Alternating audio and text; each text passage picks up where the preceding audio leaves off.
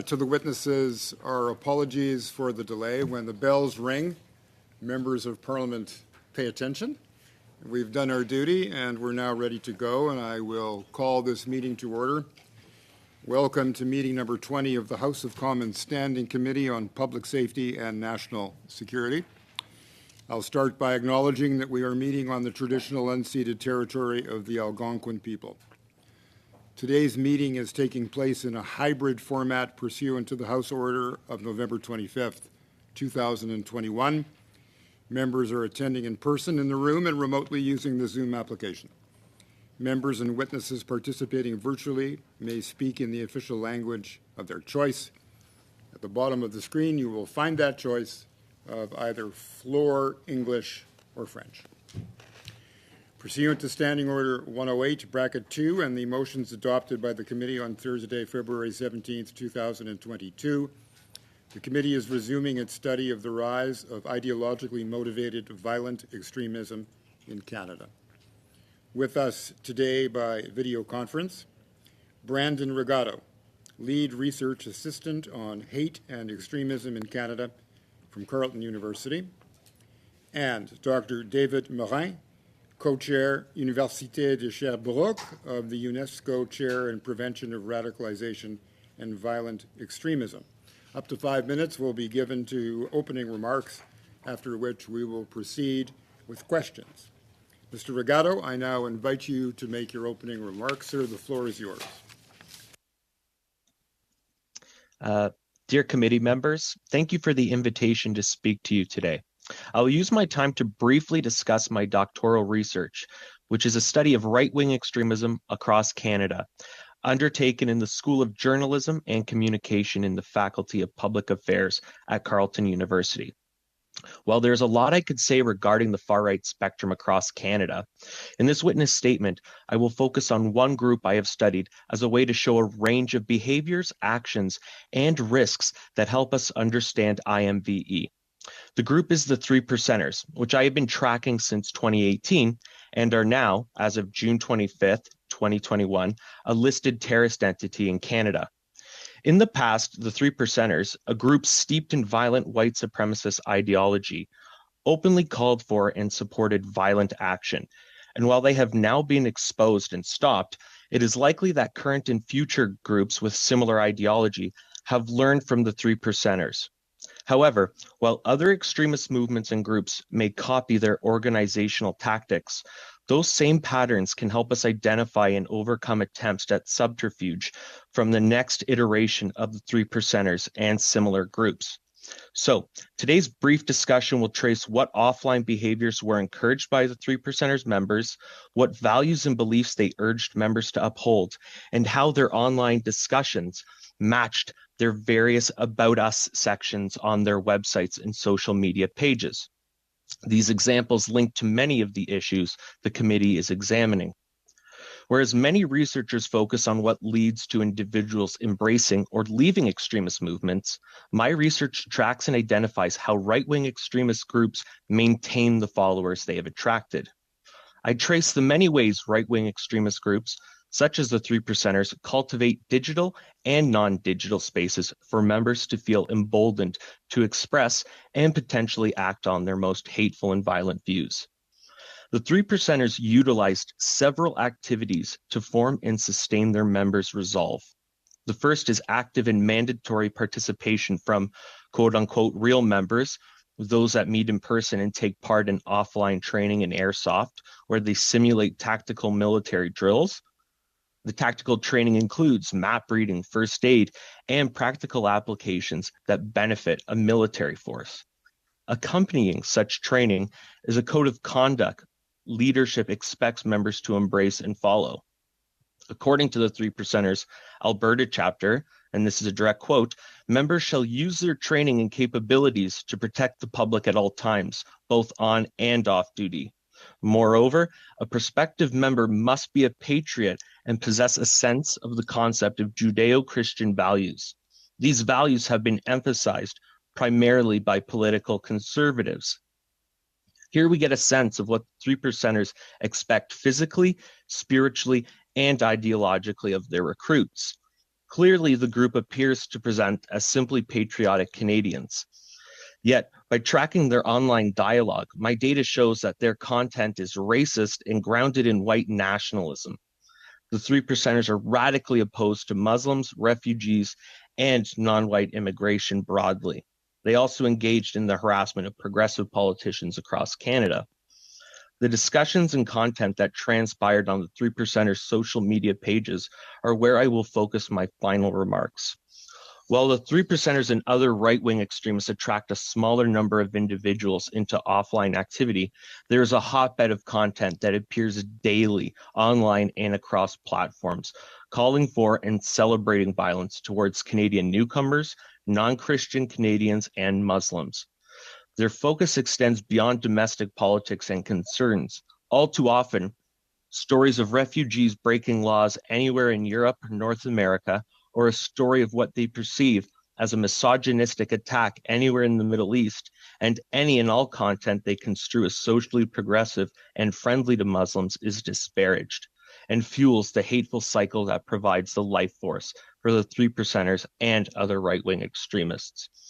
The 3%ers are one example of many right-wing extremist groups across Canada that call for and celebrate violence. Rightly, the 3%ers are a terrorist entity given their active participation in military training to quell what they understand as a Muslim invasion. However, the digital platforms and social atmosphere that permit such hate and sustains their violent outlook will too easily morph into another threat in the form of new IMVE groups and individuals who will continue to foster and support violence targeting non-white and non-Christian Canadians. With that, I will conclude my remarks. I would be pleased to take your questions or address other aspects of the committee's concerns. Thank you for giving me the time to appear today. Thank you very much. I would now invite Dr. David Morin to take the floor for up to 5 minutes. Sir, whenever you're ready. Merci, Monsieur. Thank you, Mr. Chair. Honorable members, thank you for the opportunity to speak with you today. Listen, I'll be starting my timer, Mr. Chair. I know that professors often aren't as disciplined in respecting their time limits, so I will make an effort, but please don't hesitate to call me to order if you need to. Now, my presentation will be in 3 parts. First of all, what are we facing today when we're talking about extremism, particularly ideological violent extremism?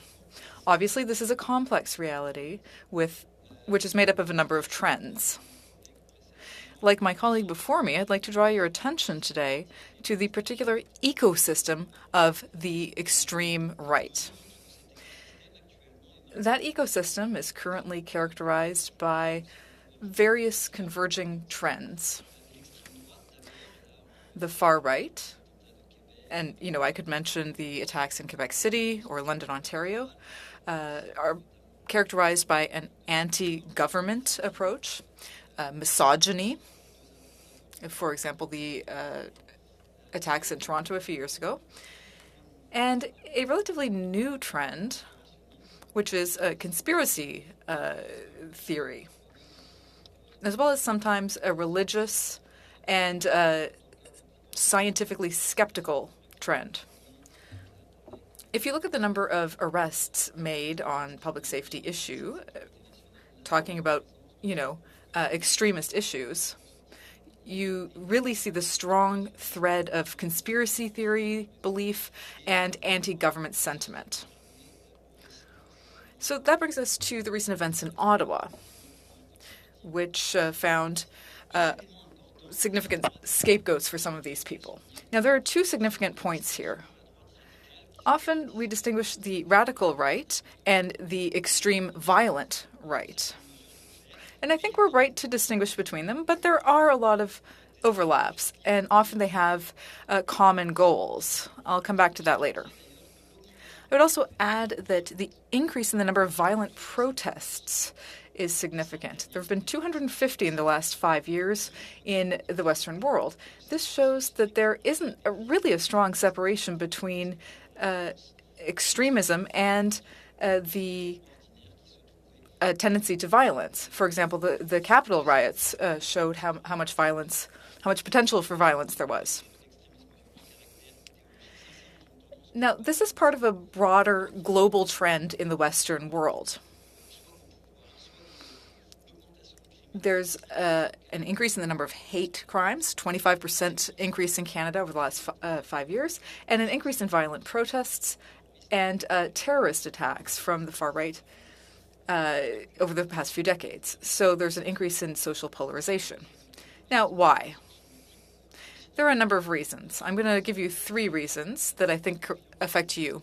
First of all, loss of trust in institutions, in you as politicians and people like me, scientists. And there's a clear correlation between that loss of trust and extremism. Secondly, social media and alternative social platforms, which often foment extremism. And then the global and local phenomena, you know, the economic crisis of 2008, inflation today, conflicts, immigration, questions about immigration, and the environmental crisis. So people are very angry, and that's part of it. Now, the third part of my speech will concern the impacts that this has on Canadian democracy. Here, I think there are 2 pitfalls that we should try to avoid. First of all, we don't want to underestimate this threat to our democracy. There is an internal enemy here who is very close to us. We know that when it comes to public security, we always tend to overlook things that are very close to us. How long will it take for law enforcement or how long did it take, rather, for law enforcement to catch on to this problem? It took quite a while.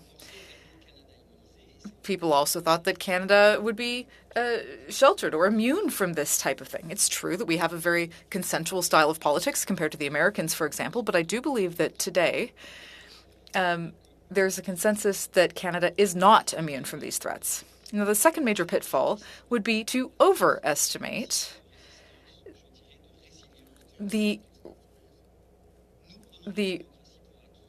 it would be taking democracy for granted. Doing nothing is not an option. So I will conclude by saying that history shows us that it is the majority and not the minority who often bring down democratic systems. Thank you. We will now move into the first round of questions, and the first block goes to Mr. Van Popta. You have 6 minutes, sir, whenever you're ready. Good. Thank you very much, and thank you to our witnesses for being here, and apologies once again for the delay. I know your time is important, and your evidence is going to be important to us as well. So I'll start with Professor Morin. You talked about impact on Canadian democracy arising out of, I suppose, misinformation, disinformation. And I wonder what comments you might have about the potential for foreign interference in our electoral systems, and whether or not that's a real threat. Certainly the perception of it has proven to be damaging to us. Oui, je vous remercie.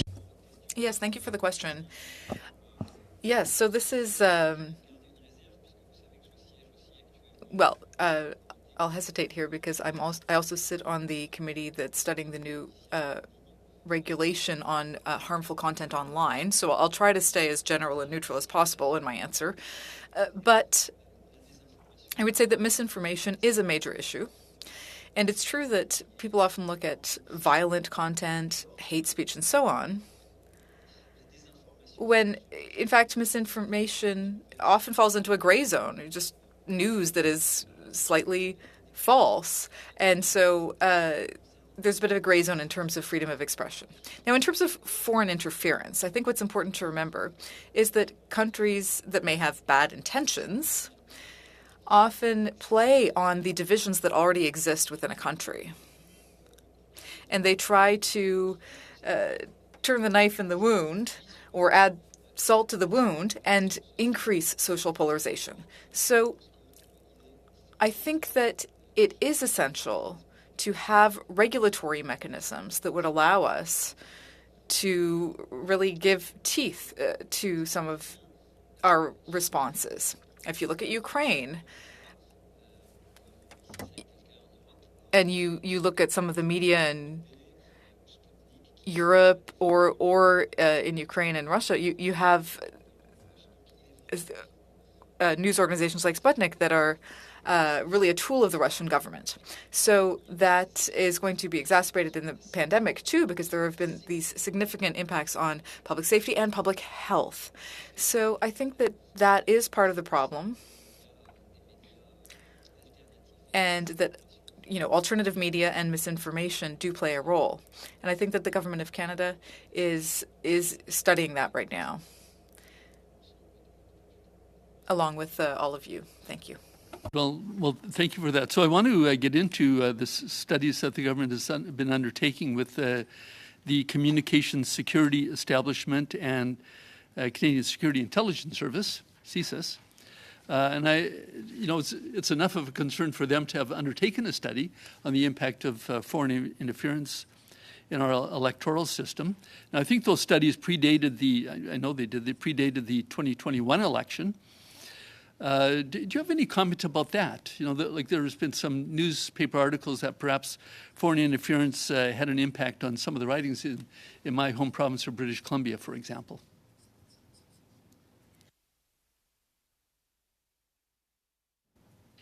Oui, alors Yeah, so I would add one important point here. Of course, when it comes to foreign interference and the integrity of our democracy, we need to situate that within the context of violent extremism.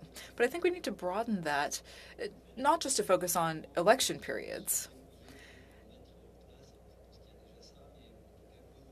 I think we need to strengthen a crisis management system that would allow people to come together and respond when there are massive disinformation campaigns, even before election periods.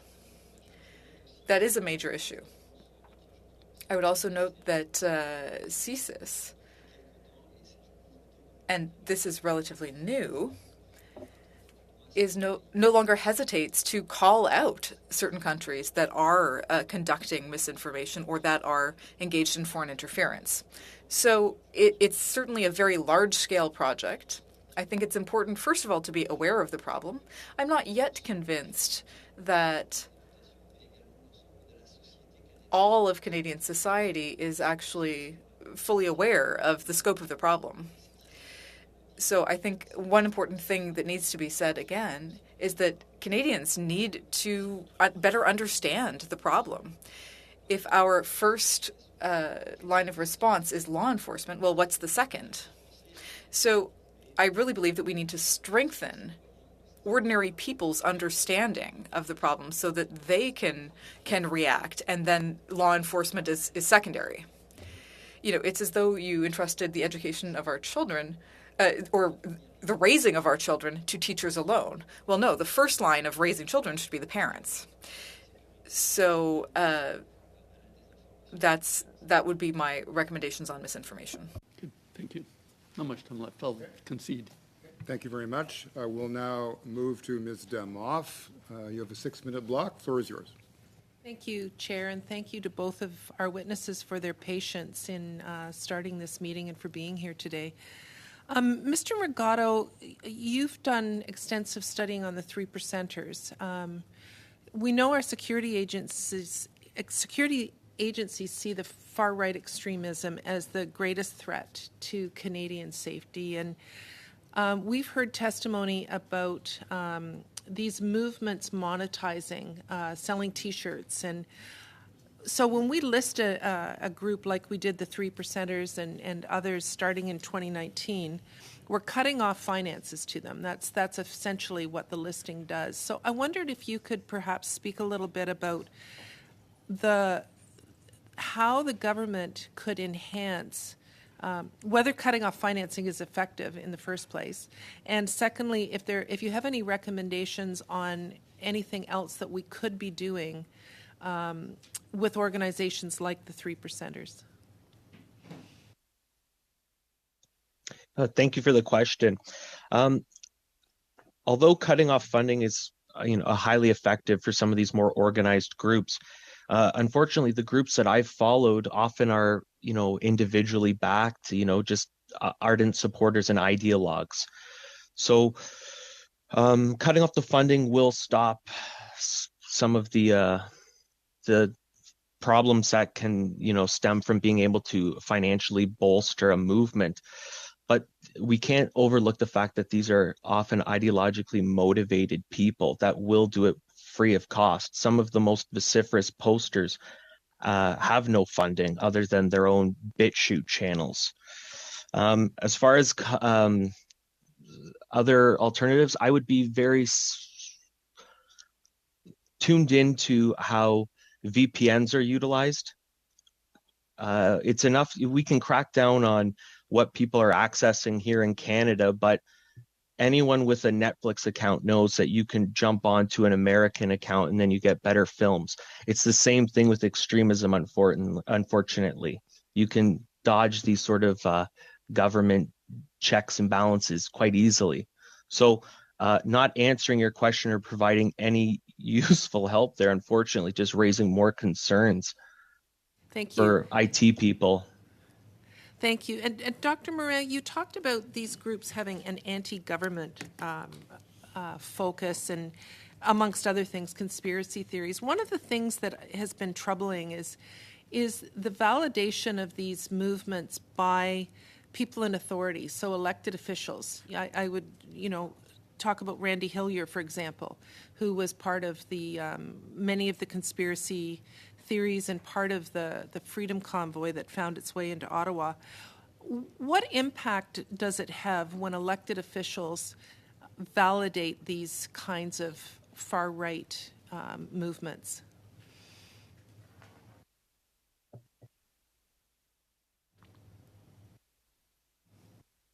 Dr. Morin? Est-ce que c'est à moi que la question? The question was for me? Okay, yes. So we've done research. In fact, there was a national Canadian survey about beliefs in conspiracy theories, and that will be tabled to the government of Quebec shortly. And the data is quite concerning. It shows that up to 25% of people relatively strongly believe in conspiracy theories. Now, 25%, that doesn't mean that every single person is someone who's convinced of conspiracy theories. That might be more like 9 or 10%. But the remaining 15% or so might support it, could go one way or the other. Now, why do I mention this? Well, because conspiracy theory belief is not new. In the early 2020s, CSIS still wasn't sure if it was going to be treated as an extremist threat or not. I think there are fewer doubts about that today. But it's clear that some of those people, and we have psychometric ways of measuring them, but a lot of them are sympathetic to using violence. So it's a somewhat anti-democratic approach, unlike other extremists on the left or the right. So that would just be my first response to your question. Now, obviously, as I said earlier, people often distinguish between radical thinking and violent extremism. And that's understandable. The police officers want to focus on the actual crimes, so they focus on violence. But globally, it's clear that there's a lot of overlap there. And when you have radical rhetoric within a particular sector or a particular political trend, that serves to normalize extremist rhetoric. As my colleague Brandon said earlier, there may be xenophobic, anti-feminist rhetoric, and so on. So to a certain extent, it serves to justify the beliefs of the most extreme people within the group.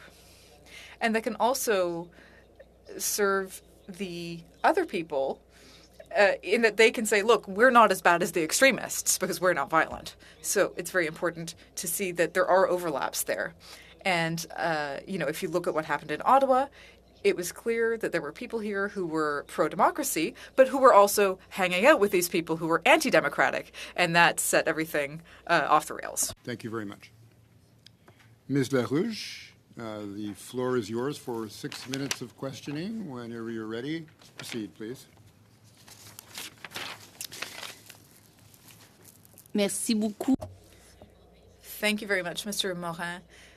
I would just start by saying that the University of Sherbrooke is my alma mater, and I've read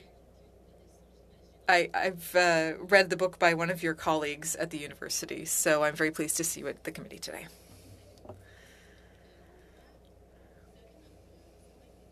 Now, you were recently appointed by the Department of Heritage to a special group studying harmful content online. Now, do you believe that European legislation concerning harmful content online on different platforms like Facebook and Twitter, do you think that should be studied? And do you think that Canada should be following that example? Because, you know, social media, as you've said, is something that is really contributing to radicalization. Thank you very much for the question. I'm pleased to know that we went to the same university. And I should say, I forgot to mention that it is on the ancestral lands of the Abenaki people. To answer your question about the group that I work on, we know that the government and the committee are studying the Digital Services Act, which was recently announced by the European Commission. It contains a number of very interesting points.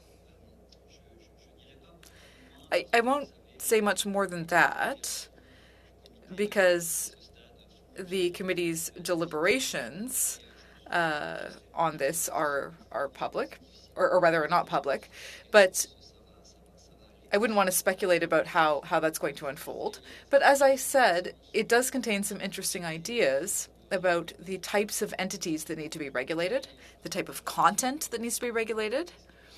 And, you know, that brings me back to the other members' earlier question about what should we do with misinformation, right? Things that fall within freedom of expression, but are potentially harmful anyway. There are a lot of people who can be affected by that, and there are people who believe strongly in freedom of speech, so it's a thorny question. And then there's the question of what regulations should apply to all of these organizations, what obligations should they have to respect. It's often difficult to regulate bigger ones, but there are also smaller ones where there is a lot of harmful content.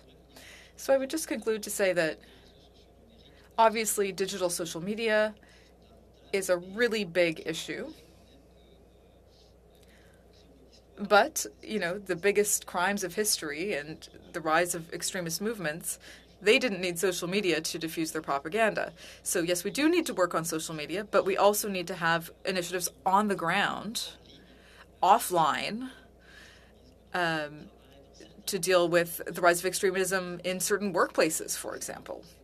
So the question for us is, how do we reach those more radicalized, more vulnerable groups and to prevent them from, you know, preaching to new people and converting more people? Thank you very much. As we've seen, things have evolved, and it's true that it's not just social media. In your book, which I read when I was studying politics, it was clear that you were interested in far-right movements over the last several decades. And you mentioned a number of examples that don't involve social media. So I'd like to know, just to conclude, what are the main characteristics that unite these far-right groups today compared to 10 years ago or earlier? Yes, thank you for the question. So that book, brought together a lot of Western researchers who were studying extremism within the Western context. So to answer your question, I think that one of the mistakes people often make is seeing the far right as it was a few decades ago, right? As neo-Nazi skinheads who might, raise their arm in a Heil Hitler motion. But of course, it's very different than that. Things have evolved today. We often see people who might be wearing a suit and tie. And then there's the alt-right in the U.S. recently, which has actually transformed its rhetoric, moved from a racializing. They've moved from saying that one race is superior to another to saying one culture is superior to another. There's also a lot of victimization. So people say that a white majority is now being threatened by other immigrant populations or other cultures. I'm sure you're familiar with that particular, with the conspiracy theory of the Great Replacement. So you find the same type of rhetoric, but in a somewhat more politically correct form or shell. Now, the third element is that they always portray themselves as defending ordinary people against the elites, right? And the elites are the media, researchers, scientists, that type of thing. So there's a real populist thread in their rhetoric today. And the final element, which not everyone agrees on, is the call to violence. Some people really believe in that, and some people have a more nuanced view. Thank you. Monsieur le Président, j'aurais rapidement un point. Mr. Speaker, I have a point of order.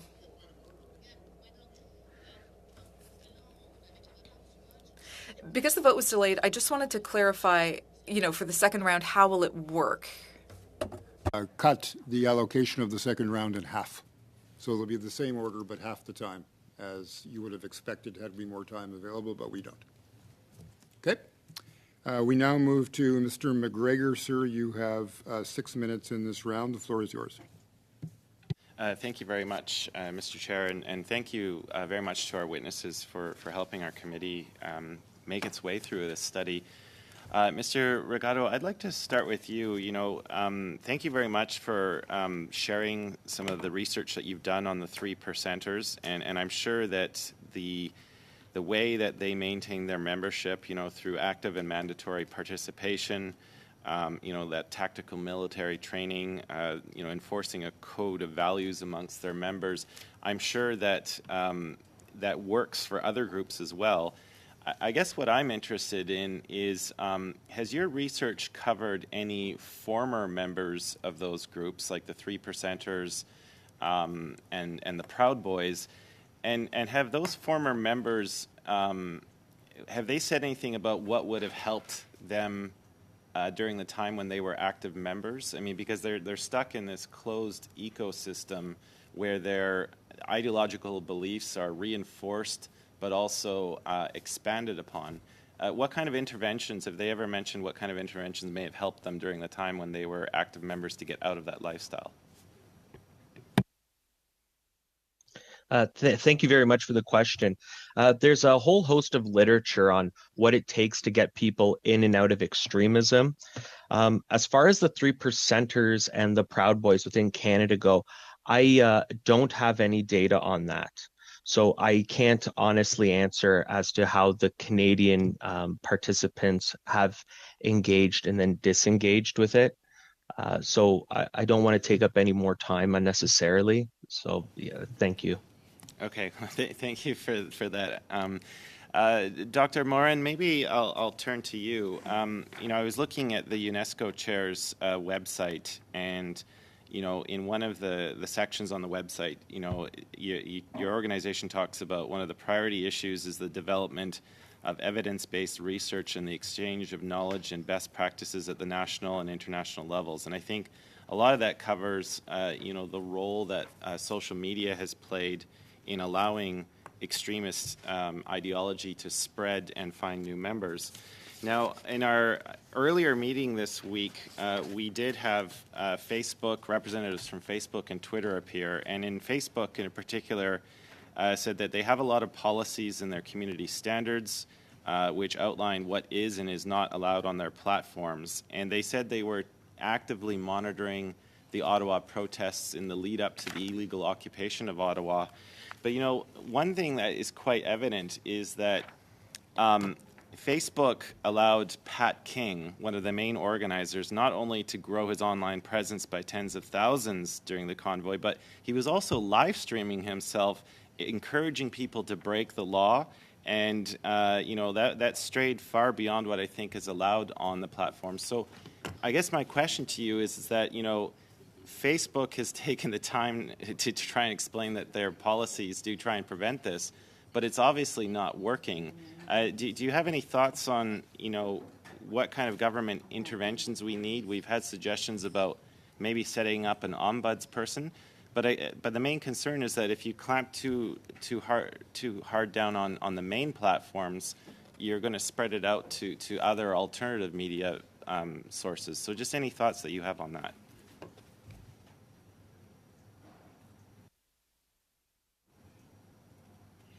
Merci. Thank you.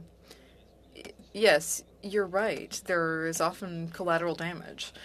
I think people are currently studying the regulation of social media, and the idea is to create, basic standards to allow the platforms to know how they can contribute to this standardization while still allowing some specificity for each platform. So you gave some very good examples of types of content that was not withdrawn from the platform, even though it was problematic. We recently saw on Twitter, and, some other platforms, I won't name them all, but some of them have been limiting some a QAnon documentary, saying that their internal policy was not to discuss these things. So they were limiting the broadcast of some of that information. I think that Canada is at a point now where it wants to regulate. I think that's a good thing. It will be important, certainly, to measure the effectiveness of that type of regulation. So I think it would be interesting to have a digital safety commissioner in Canada. There are other countries that have offices like that, someone who would be in charge of ensuring that platforms respect their obligations. Secondly, and this is something that my chair is working on, along with the Community Resilience Fund, is the question of resiliency. You were talking about prevention programs earlier. It's important that we have evaluation mechanisms that are much more robust. And I think Canada is moving in that direction. But we need to be able to see what is working and what is not working when it comes to prevention programs, whether it's primary, secondary, or tertiary prevention. These are really important aspects to allow us to correct our practices and learn from each other and adapt. Je vous remercie. Thank you very much. Colleagues, we now will move into the second round of questions with half time for every member of the committee. We'll start with Mr. Lloyd. Sir, you have 2.5 minutes. Thank you, Mr. Chair. My first question for Dr. Morin. In your expertise as the Chair of Prevention of Radicalization and Violent Extremism, would you conclude that one of the root causes for people to be radicalized and to be susceptible to violent extremism would be things such as economic disruption? Would you say that the prospect of unemployment or becoming unemployed and the negative outcomes that come out of unemployment are a significant contributing factor to radicalization?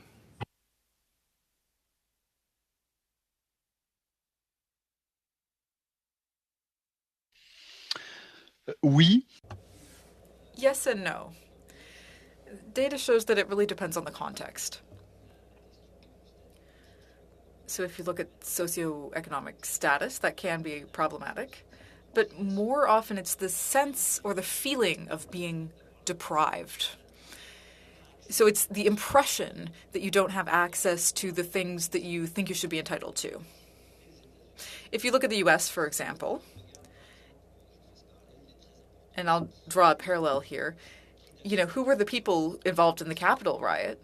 Well, there were a lot of people who were actually in the middle class or even the upper middle class, so who were not actually really economically disadvantaged, or not among the most economically disadvantaged. But they all had the feeling that they were being deprived of what they were entitled to, or who felt that they might have to lose it.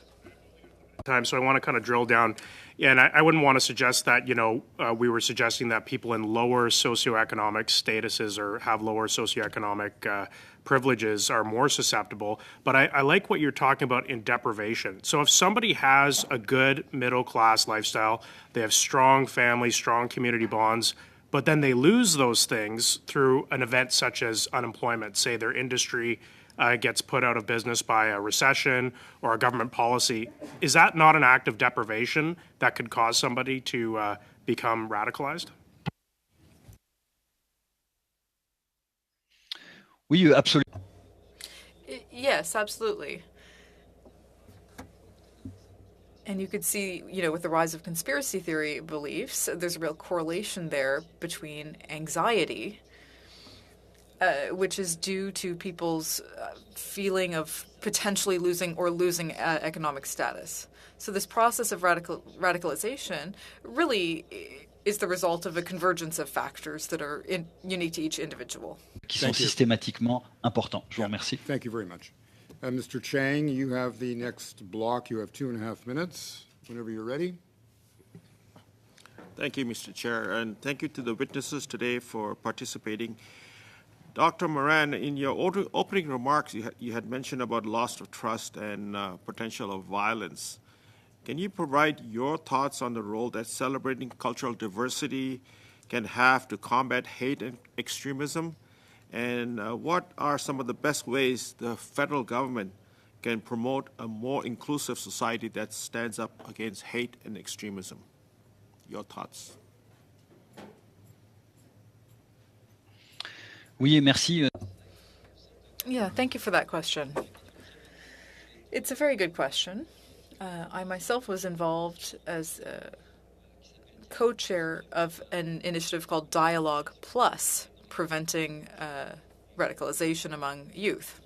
So it's a very good question. I think that celebrating cultural diversity is definitely important, but for people who don't really believe in the importance of diversity, that message goes over their heads. So I think it's not just about talking about it, it's about acting it and getting people together on the ground, having people from diverse backgrounds come together and meet, people from the cultural majority, if I can say that, even though I don't really like that term. But I think that we need to have concrete projects on the ground rather than just speaking and calling out problems. So doing things on the ground and giving community organizations the resources they need to start those meetings and those dialogues, that's what really works the best when it comes to preventing radicalization. I hope that answered your question. Thank you, Dr. Moran. My next question is for Mr. Regado. From your research, what are some ways that alt-right communities seek to undermine established knowledge and expertise that can be taken to address this right-wing fight against established, trusted media sources? You have 15 seconds to answer that. Discrediting the speakers is a prime way of doing that by suggesting they're progressive or politically motivated. Thank you very much. Ms. Larouche, you have all of 90 seconds. Make the best of it. Bon, écoutez, ça va passer. Well, I'll do my best. In conclusion, Mr. Morin, we talked about the evolution of some of these groups over the last 10 years. But more specifically, during the pandemic, a number of experts said that extreme right rhetoric actually used the pandemic to reach a greater number of people and to gain popularity. Would you agree with that? And if so, how can we use that information in the legislation that we're drafting to fight hatred? Absolutely. The extreme right and anti-government movements have succeeded in appropriating, the fight against some of the health measures. People who didn't know where they stood politically may have aligned with them, and so it definitely worked for them. They managed to structure a new type of movement, like the one that we saw in Ottawa. And I think that these types of things will persist. They notably have significant fundraising capacities. The final point I would make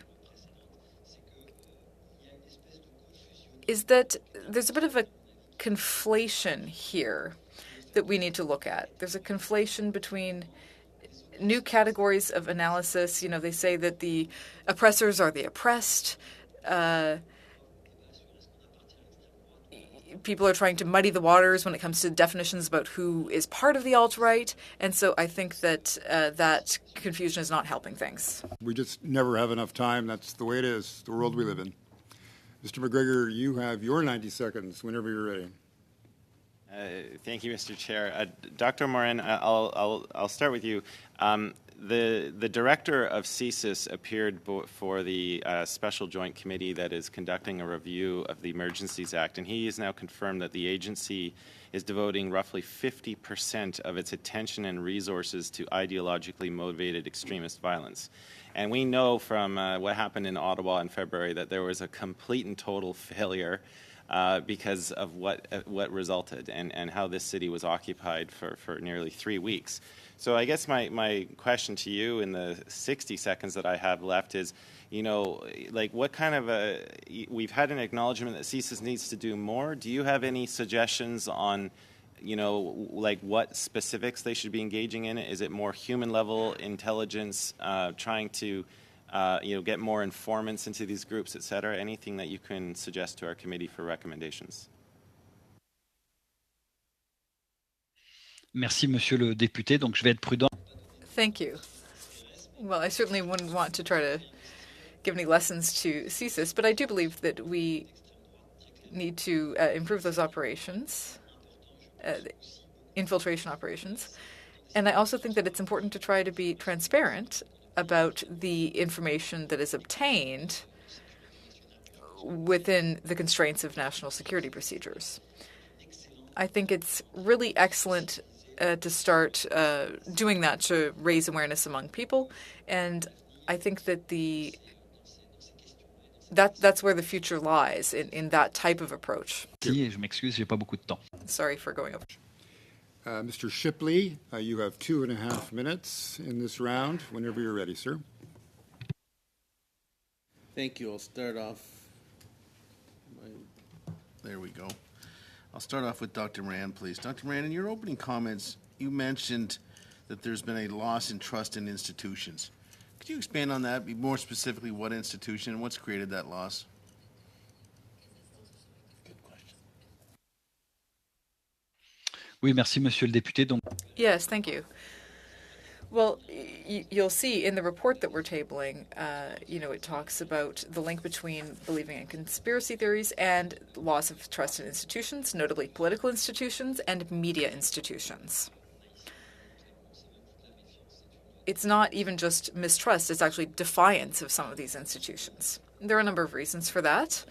Given that I don't have a lot of time, it's hard to actually address them, but really it's a question of dialogue and the relationship between the citizen and the elected official. That's a really big issue. There's a feeling of distance.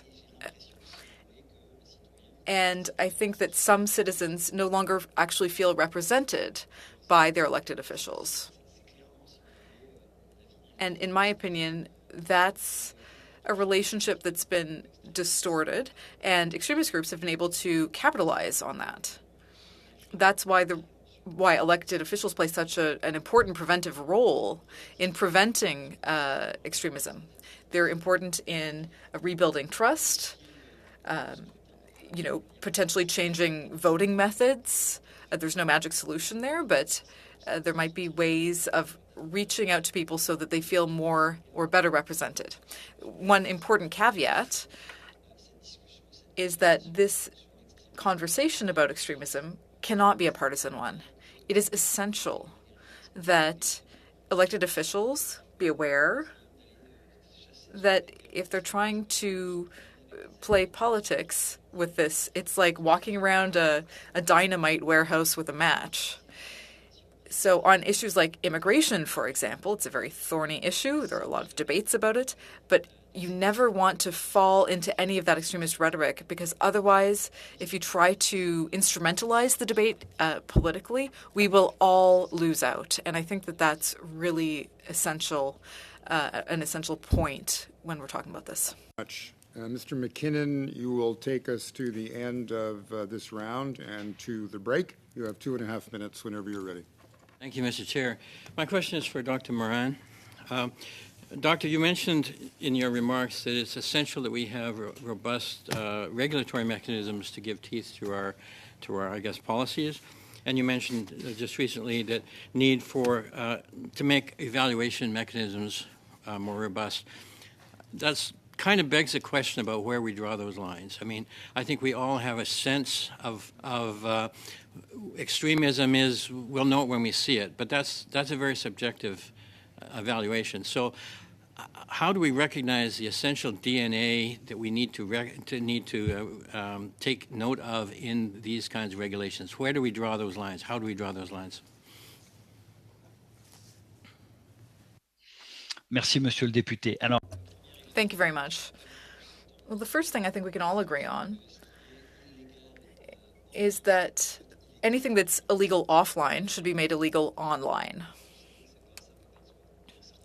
Now, there are a number of things that might be illegal online and that, take a really long time before they're prosecuted. So that would be an important first step that people can start working on. Secondly, we can talk about the gray zone. That's obviously what you were referring to. How do we recognize if rhetoric or speech is extremist? Now, there was a big public consultation led by the government and community organizations, racialized communities and so on, who said, our speech sometimes falls under regulation even though it shouldn't. So I think that's a space where there's going to be a lot of trial and error. There's no perfect way of regulating it. What's important is that there be transparent mechanisms so that the platforms can say, look, this is what we did, this is how we did it, and when people's content is deleted or when their accounts are deleted, they need to have mechanisms to be able to appeal that. They need to have recourses, and there needs to be proper follow-up. And to go back to the previous question, I think trust is also a function of transparency. No one's perfect. No one's going to have perfect regulation. And anyway, the regulation will have to evolve over time, but the status quo is no longer tenable. That's the important point. Thank you. Colleagues, we're at the end of the second round of questions and of the time allotted to this panel. I want to apologize to the witnesses for a rushed little session. That's the world we live in. And a late start, also the world we live in. But you have brought all kinds of wisdom and an articulate way of expressing difficult issues. On behalf of the committee and all members of Parliament, thank you very much for being with us this morning. Thank you. Colleagues, we'll now take a very short break to do some sound checks of the next panel, and we'll be back in no more than 5 minutes. Thank you.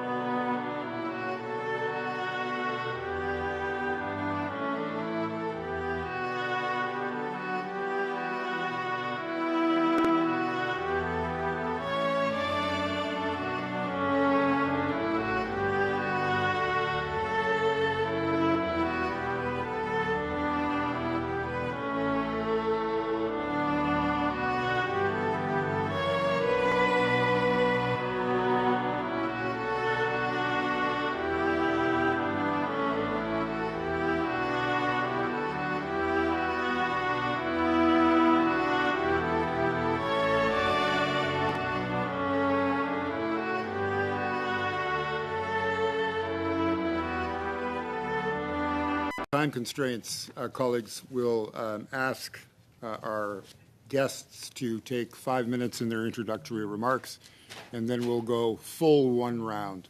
So every party has a chance for a full round, and that will take us to the allotted time that has been given to us by the House of Commons, given the late start and the vote. With us for this second hour, as an individual, Dr. Carmen Celestini, postdoctoral fellow, the Disinformation Project, School of Communication from Simon Fraser University. Dr. Diana Incan, professor, School of Electrical Engineering and Computer Science, University of Ottawa, who's here in person. Thank you and welcome. And Dr. Christian Loprecht, professor, Royal Military College of Canada at Queen's University. I now welcome Dr. Celestini to make her 5-minute presentation. The floor is yours. Thank you to the Honorable Chair and Committee for this opportunity to discuss this important topic. My area of research is the overlapping belief systems of apocalyptic religious thought and conspiracy theories, the influence these beliefs have on socio-political of late has been on the role of dis and misinformation. On the rise of extremism, the role of conspiracy theories and their adherents have been ignored, mocked, and considered fringe beliefs, with no effect on society or politics. But in fact, they play an integral role in social political movements as well as the spreading of extremism. QAnon has leapt from the online world to violence in the real world and is at present a global phenomenon. The conspiracy is spread predominantly through social media platforms. Adherents of QAnon conspiracy are not limited to a geographic range, with adherents and supporters found globally, including Canada. Current research on radicalization and violence shares many commonalities with those who are conspiracists and the theories which they believe. Conspiracy theories may not have mass radicalizing effect, but they are effective in leading to increased polarization in society. They also delineate who are the enemies and those who are unaware of the truth, from the in-group who prioritize their knowledge of the truth, their morality, and most importantly, their role as social heroes who will save the world. Conspiracy theory is effective when politics are interpreted through a conspiratorial lens by those individuals and groups for whom politics are inaccessible. This inaccessibility renders politics as something that is impenetrable or secret. Although conspiracy theories can be wrong and appear simplistic in their presentation of answers, they may harbor a problem or issues that need to be discussed or addressed.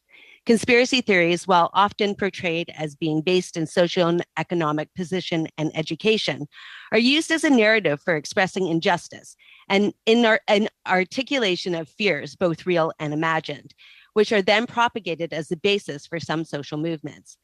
The conspiracy could provide a response to these issues for the adherents when society as a whole or the social safety net does not. Those who feel disenfranchised will seek out others who understand or feel the same and create a community or a social group of like-minded individuals. When individuals begin to take conspiracy theories seriously, there is inherently less trust in the institutions of the nation. For the conspiracist, the conspiratorial plot is evident. Sorry, I lost my slide, is evident in the institutions, universities, governments, banks, and the media. Due to these institutions not being trusted, the believer turns to the ideas and groups that are condemned by these very institutions. Not all conspiracy theories lead to radicalization, nor do they spur political action or mobilization. These theories have provided a conduit for the expression and symbolic representation of the extreme right's fears. In defining the extreme right and the use of fear and conspiracy for mobilization, important commonalities need to be acknowledged. Commonly, there is a trope of making their nation more ethnically homogenous and demanding a return to more traditional values. Descriptions of those in power and national institutions are seen as being under the control of elites who place internationalism before the nation. Elites or powerful individuals are described by the extreme right as putting their own self-interest ahead of those they represent. This notion of fear and dread is an important component of the power of conspiracy theories, and that they can provide an answer or rationale as to why these fears manifest. Linked to politics, religion, and racism, conspiracy theories have served as justification for political mobilization, activism, and are usually connected in some cases to violence. Usually, political populism and conspiracy are usually connected. The most prevalent is in the extreme right is improvisational conspiracism. This form can only exist when there are significant subcultures, mainly rising or appearing during times of crisis. Improvisational conspiracism is comprised of heterodox religion, esoteric and occult beliefs, fringe science, and radical politics. And it has a potent power and influence on politics within the nation. What brings these various ideas like this together, like fringe science and heterodox religion, is stigmatized knowledge, which is the belief that secret hidden forces are controlling human destinies. Conspiracy theories can delineate the attributes of a patriot or a social hero who can save the nation from the enemy, whether domestic or foreign. They also serve to formulate the components of the identity of the enemy, for example, via religion, race, culture, or political leaning. Their racist messages ensconced in the mainstream political allows them to create and 10 produce seconds fear. left, please. Fear. 10 seconds. Sorry. Oh, thank you. This fear is a cultural threat and can lead to hostility. Thank you. Conspiracy Sorry, theories are often... we're out of time. Sorry. All right. What? Sorry?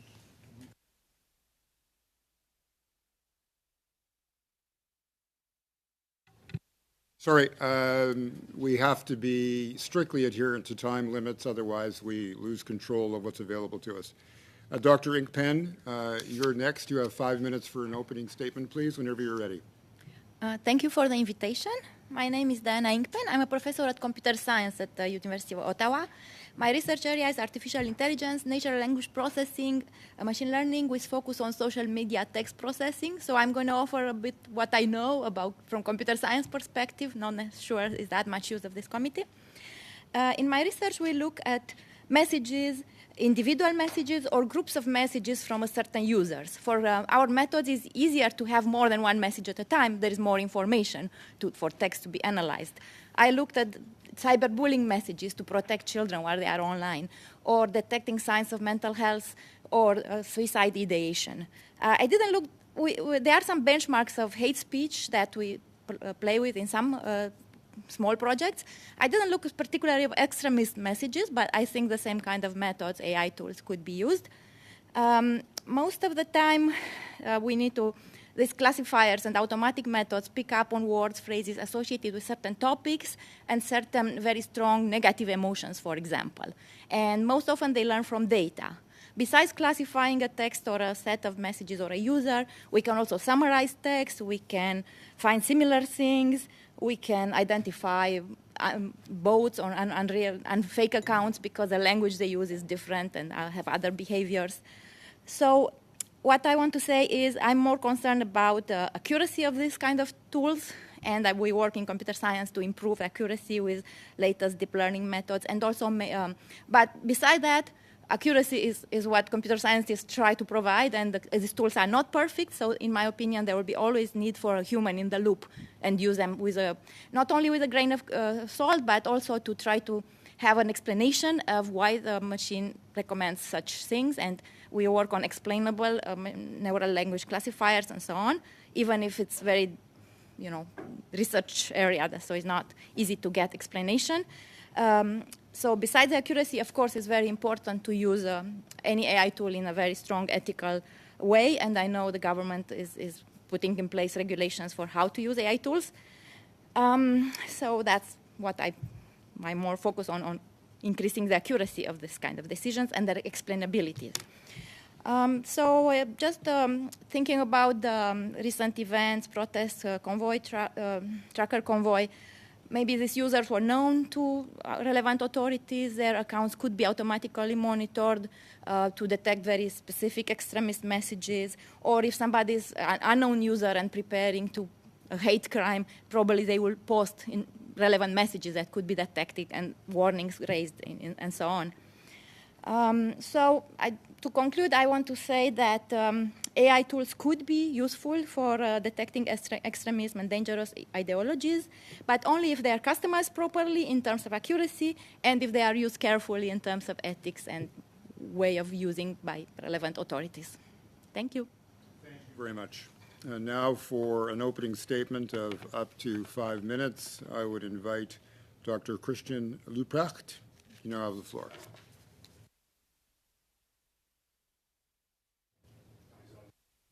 You're on mute, Mr. Lebret. Je vous remercie de l'invitation aujourd'hui.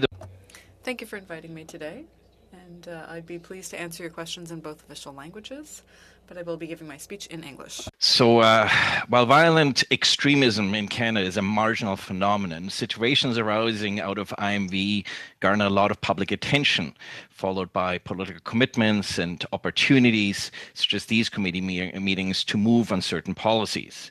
So detecting IMV and disrupting it is costly, and those costs are disproportionate to the benefits.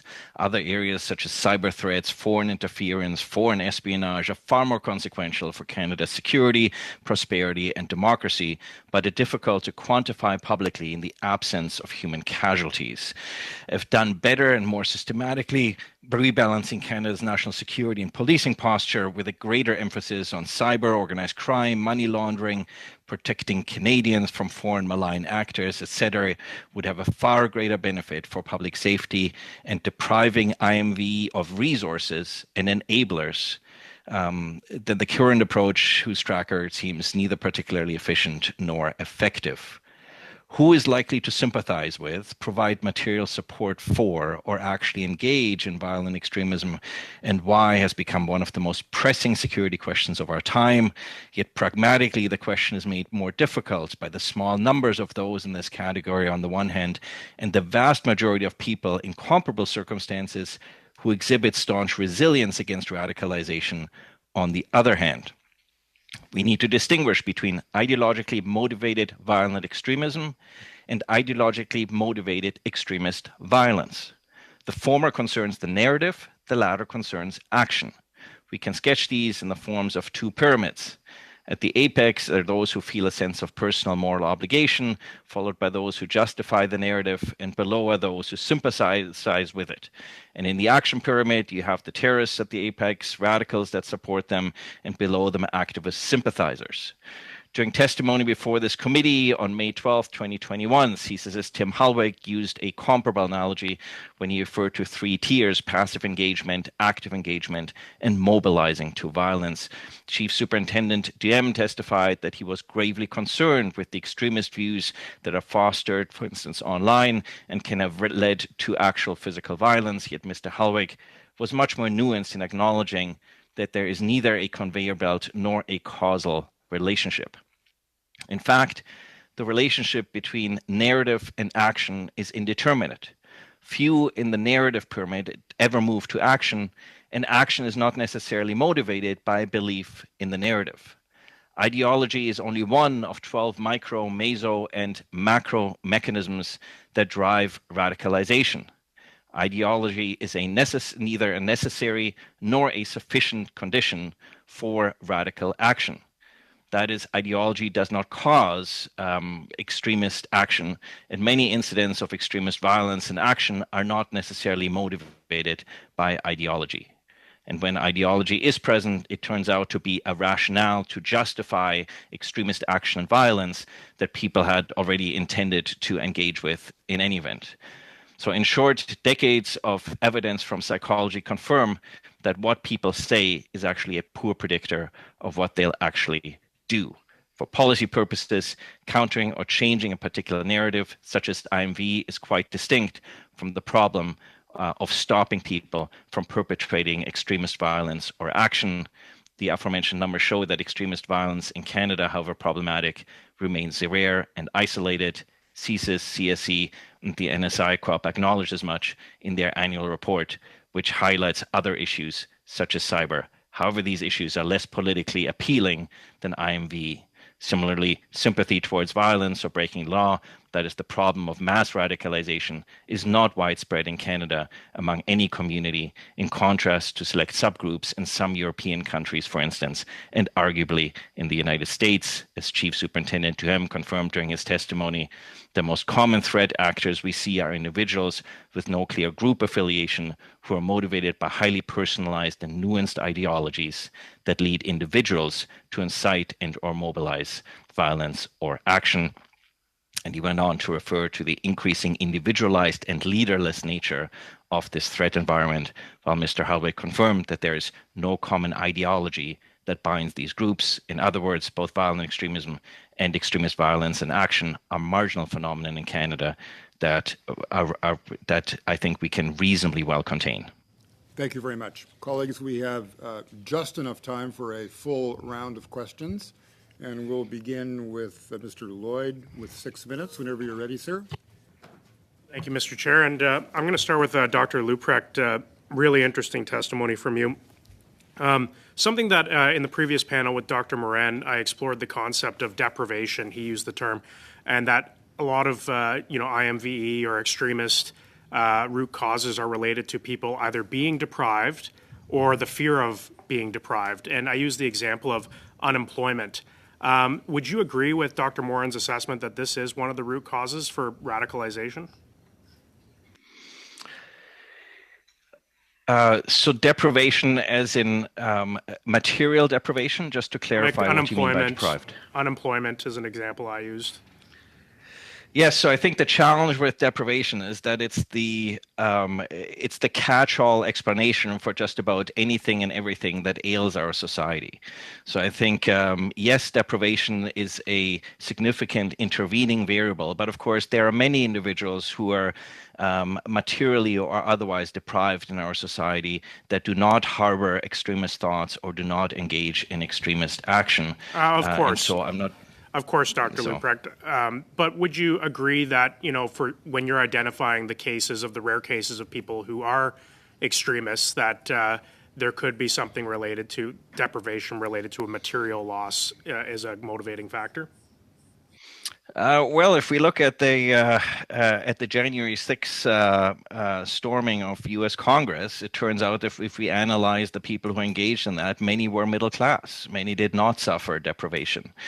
So yes, while it is one intervening variable that I think can drive extremism, it is not necessarily.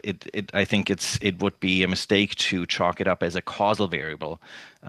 So my concern is that this will sort of cause us to have massive sort of spending policies to kind of somehow alleviate violent extremist thoughts, and I'm not sure that that taking people out of deprivation would necessarily remedy that, nor, as I say, lots of people in the middle class who hold objectionable or even extremist views.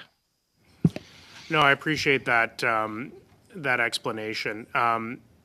When you're talking about, I think what Dr. Moran was saying about in the example I used about the January 6th, a lot of the people were middle class, but he identified that a lot of these people feared deprivation or feared that their standard of living or their position in society would be impacted. Would you agree that it was their fear of deprivation and that could be a contributing variable as well? Certainly perception plays a huge role anytime someone acquires, I think, or sympathizes with extremist views, let alone with extremist action. And that is certainly one of the challenges of our time, of the last, I think, 20 years, that many people in the middle class fear that they might be losing some of their privileges, which I think it is important for government to reassure the public that our policies are equitable and are meant to preserve jobs and social standing, not just for the people who have it, but also people who are looking to rise up to assure social mobility. Something that you kind of said, you said the overwhelming amount of people in Canada are very resilient to extremism and radicalization. Would you agree that, part of that resilience stems from such things as economic success, relative prosperity, strong community bonds, and strong family bonds? Would you say that those are factors that contribute to a strong resilience to extremism? Canada is an interesting outlier compared to, for instance, countries such as France, the UK, even the US, in that we don't have this community, we don't have a problem of mass radicalization per se among any particular identifiable community. And I think it is important for Canada, I think, to ask itself what we have done right. And one of the things I think that we have done right is making all Canadians feel part of our political communities with the policies and the social citizenship policies that we have in place that gives everybody an ownership, an equitable stake in ownership in our societies. Do you think, like in the case of when we're talking about the phasing out of traditional industries in my region, we had the accelerated coal phase out that the government had a just transition that they put money forward, but we have seen from the Auditor General, you might not be familiar, but the Auditor General came out yesterday and said that the government absolutely failed to provide a just transition for coal workers that were put out of work due to the government's policies. Do you think that, if the government fails if they phase out these industries, cost people these jobs and all the impacts of that, and they fail to provide some sort of pathway for these people to become economically successful again, that this could contribute to some radicalization? I'm not sure it necessarily contributes to radicalization, but it certainly contributes to people holding in some cases more nationalistic views for economic protectionism. That is what the electoral data in continental Europe around such groups suggests, so that if we want to avoid a swing in the right among certain electoral groups, we're certainly well served with equitable economic policies under the circumstances that you describe. Thank you. Mr. Sarai, welcome to the committee. It's always good to see you, and we're happy to see you around the table with us this morning. You have a 6-minute block of questioning whenever you're ready. Thank you, Chair. Always a pleasure to be on. First time under your chairmanship, so it's always a delight. This is a topic that is very interesting for me. I take it as very similar to what I've seen with South Asian gang violence in Vancouver, where there's prevention, there's intervention, and then there's enforcement. And Dr. LaPrette said very clearly, I think, on the enforcement side, it seems like our government is doing a decent job, especially CSIS and CSI and the RCMP, and in making sure that it doesn't reach levels of violence. But what concerns me is that even a small group can end up influencing a lot, and the difference is happening is through algorithms and others. So my question is to Dr. Celestini from SFU. Welcome from my neck of the woods. How do you regulate algorithms by social media to prevent them from contributing to ideologically motivated violent extremism movements? Because what we're seeing is people punch in once, they may have a question, and then they're getting bombarded with that theory or those extreme ideologies over and over again. So something they may have initially just thought was, is this true? Now they're getting so much information that they actually start believing that it is true. So I'm more concerned about that level of people that get influenced by, as opposed to those that are already hardened and extremed. Dr. Celestini, I don't know if she's still on. I think we have a technical problem. Ms. Inkpen, if you can, based on your knowledge of the scientific computer science background on it. So you mean if somebody is searching for something, they will get more of the same? There is a algorithm that computes similarity between their search and the next one. And this is usually useful because you are looking for information on XY, you get that. They also use it for advertising to try to match the content with what you care so that they don't give you totally irrelevant advertising. But you're right, it could give you, if you do look for some bad things, it can give you more bad things. Now, all this, it's hard to control. You could have some sort of measure of negativity, I guess. But what you don't see is, as opposed to the old days where you go to your librarian and you ask them for help, and the librarian gives you all the books or in that range on that topic, the good, the bad, the ugly, as you say, in an algorithm that is designed to make sure you stay engaged and longer, as we've seen what Facebook has stated in their U.S. when they appeared before Congress or a former member, that even though they know it's causing harm, they want to keep you engaged longer so that they can pump out more ads to you, but they're not giving you a balanced perspective on it. They're not giving you, this is the conspiracy, this is what one view is, this is what the other. So they're not getting you everything on the topic. They're only giving you what's keeping you there longer. Do you not think that that needs to be revised and some sort of measures need to be placed? Mostly Facebook and others have their way of monitoring, but doesn't work that well.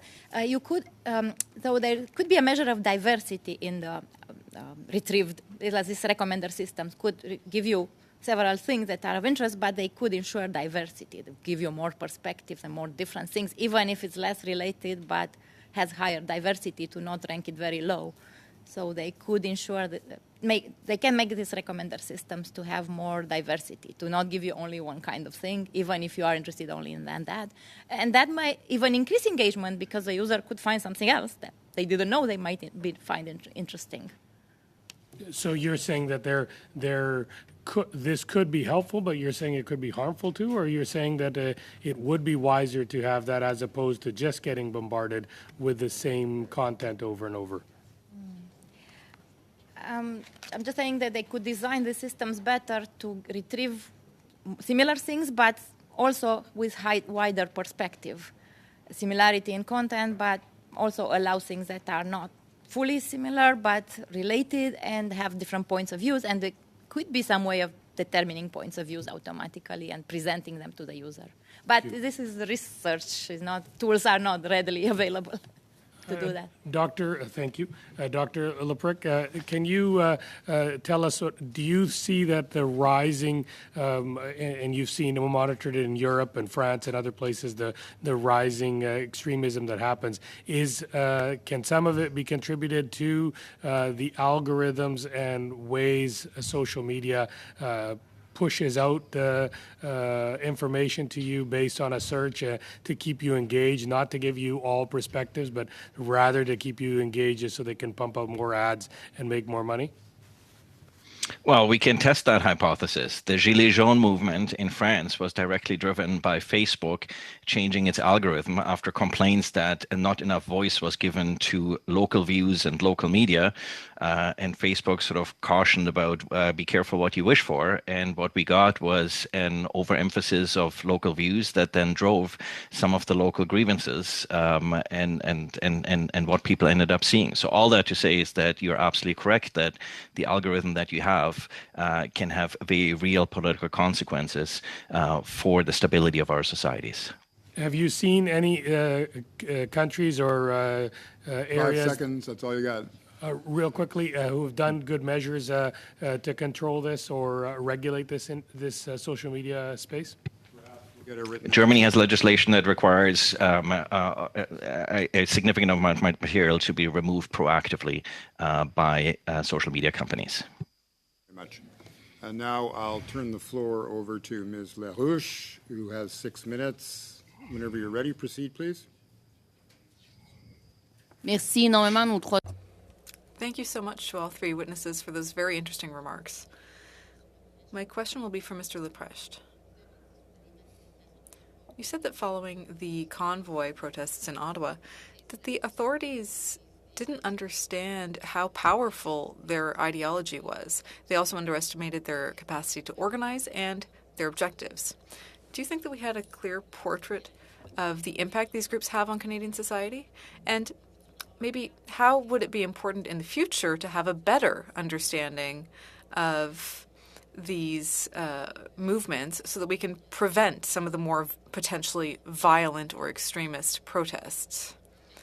What do you think that we can take away from what happened in Ottawa? That's an excellent question. I think that the director of CSIS, gave testimony that validated the idea that, we've perhaps in the past focused on religious extremism, religious violence, and that we've kind of lost sight of the fact that there's actually quite a broad spectrum of extremist ideologies out there, all of which pose challenges to our society. I believe the CSIS director said that we have now sort of recalibrated our view of some of these groups. I think that in the past we had underestimated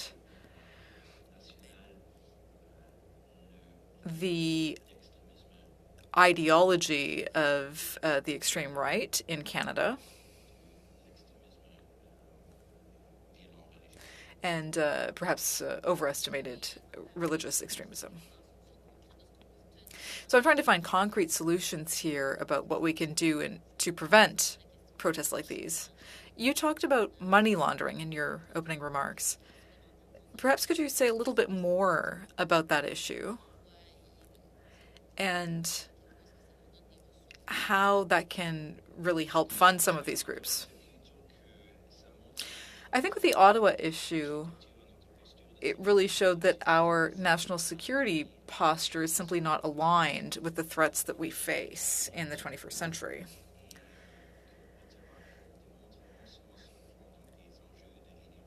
So I think it showed that not just in terms of nationalist far-right ideologies, but also in terms of money laundering. It's clear that we need a broader reform and a broader critical understanding of our national security posture. But, rather than having a royal commission or an inquiry into what happened in Ottawa,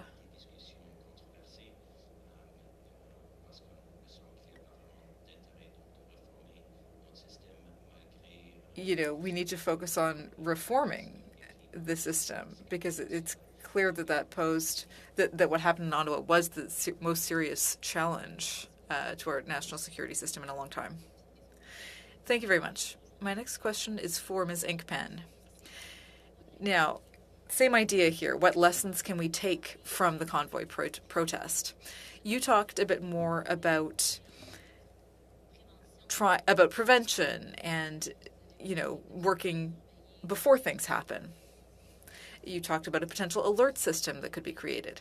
So could you tell us a bit more about what you think could be in place to prevent incidents like this?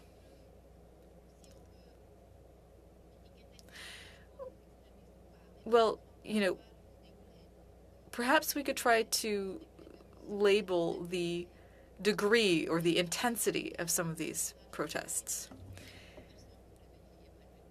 And if something is tagged as overly intense, it can be manually verified.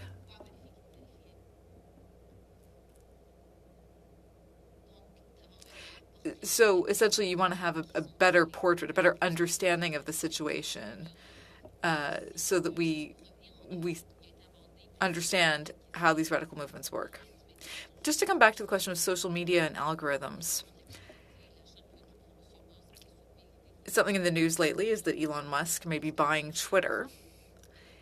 In your opinion, what effect could this potentially have on the spread of hate speech, especially if Twitter has an open source code? Is that something that you've thought about? I'm going to answer in English. It's a good idea. Now, it depends what kind of algorithm. It's important to know what algorithm. If it's a machine learning algorithm, it has training data. So training data won't be made open source because it's huge or private, or not private, but complicated. So it's possible it's a good idea to have open source, but more than that, it needs to have some idea what the algorithms are doing, to explain themselves, their decisions, to include more emphasis on explainable algorithms, not only how they work and what is the algorithm, but what is learned. The model itself could be inspected, but of course only specialists could be able to understand it. But still to be as transparent as possible in kind of algorithms used. Yeah, it's a tough question with open source. Companies don't always like that because they won't make money out of those algorithms. So it's a balance here. Thank you very much. Thank you. Mr. McGregor, I turn to you for the last block of questions for this panel. Whenever you're ready, sir, the floor is yours. Thank you, Mr. Chair. Dr. Celestini, I'd like to start with you. Thank you for your testimony on conspiracy theories and all of your research on that. You know, I can very much relate. I think every member of Parliament can. I'll give you an example of, you know, in previous years when I've tried to confront the conspiracy theory of chemtrails, and, you know, you try your best to provide factual information to people who bring up these conspiracy theories. But the problem is that we know that emotionally provocative content that basically reinforces what someone already believes, right, that almost always seems to win out over factual information. You know, I was trying my best to provide all the facts, even with like links to scientific papers on what causes contrails, why they exist in certain atmospheric conditions, but that just would not convince people. So I guess, do you have any thoughts, like how do we get back to a place in Canada where factual information can have a hope of going over and winning in when it's emotionally provocative content? Do you have any thoughts on that, and what strategies might be able to work?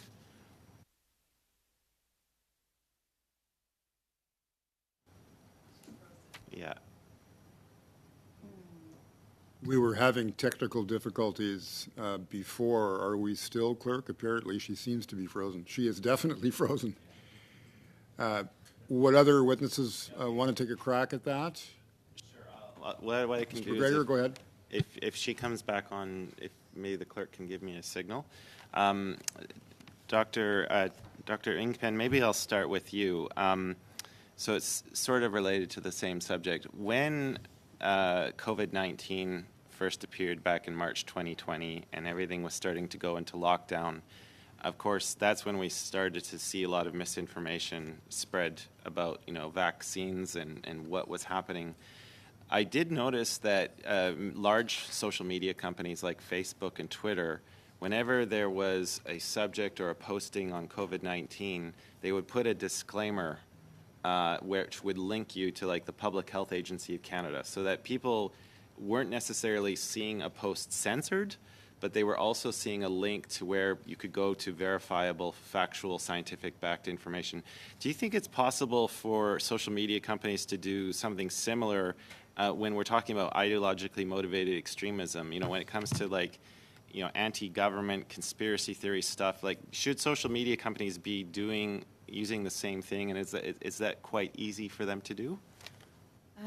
Good question. So I do think the social media, they have research groups that can develop such tools, and they could have this warning. So I think it's okay to show bad messages and warn people, pay attention, is it?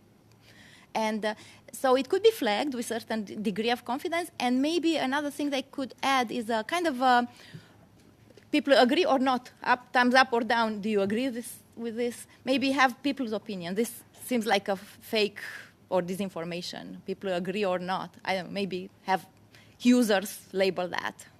Well, some of them might not be true, saying the truth, but still the number of users would vote there. Is this correct or not, do you think? So there are ways. It's difficult, but there are ways. I think they could do more. Great, thank you for that. Maybe Dr. Lukprecht, I'll turn to you for my next question. You know, I appreciated you, you know, imploring our community to differentiate between ideologically motivated violent extremism and extremist violence. We've had testimony before this committee from the Ottawa Police Services, who, you know, before our committee, the interim chief Bell did say that there were documented hate crimes. And there were many examples where people, residents of Ottawa, whether they were workers or owners of small businesses, they were subjected to a lot of abuse. And of course, violence is a subjective term. What one person may not find violent, another person most definitely will.